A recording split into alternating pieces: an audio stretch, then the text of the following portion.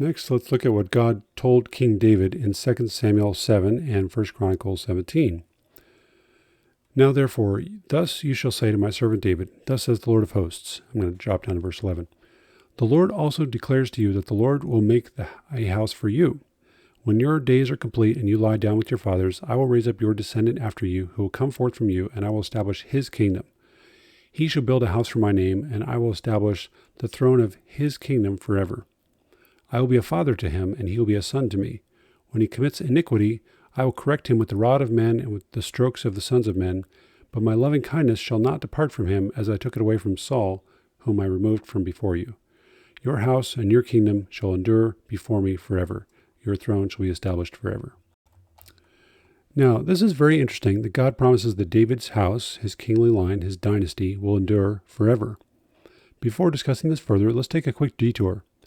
An interesting feature of Jewish prophecy, as it has been interpreted throughout the centuries, is that it sometimes contains typology, meaning that a current historical event could foreshadow a future event that is related somehow to the current event.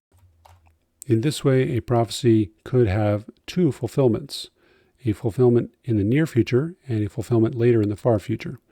As David Baker writes, a type is a biblical event, person, or institution which serves as an example or pattern for other events, persons, or institutions. And you can see some of the links in the supplement for additional information about this. The future event would have to be greater and connected somehow to the current event.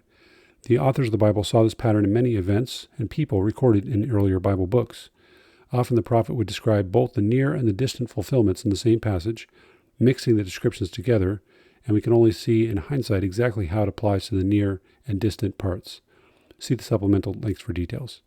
So in 2 Samuel 7, this is potentially talking about two people. The near-term fulfillment is David's son Solomon, who built a literal temple in Jerusalem and whom God blessed with peace all the days of his life, even though he sinned. And the longer-term fulfillment, the antitype, is David's descendant, the Messiah, who would build a spiritual house of God and who will reign over the world forever. The Messiah will not commit iniquity, and that part of verse 14 was not repeated in the later restatement of this promise in 1 Chronicles 17. So this passage, along with others such as Jeremiah 23 verse 5 and Ezekiel 37 verse 23, provides a strong hint that the Messiah would come from the line of David.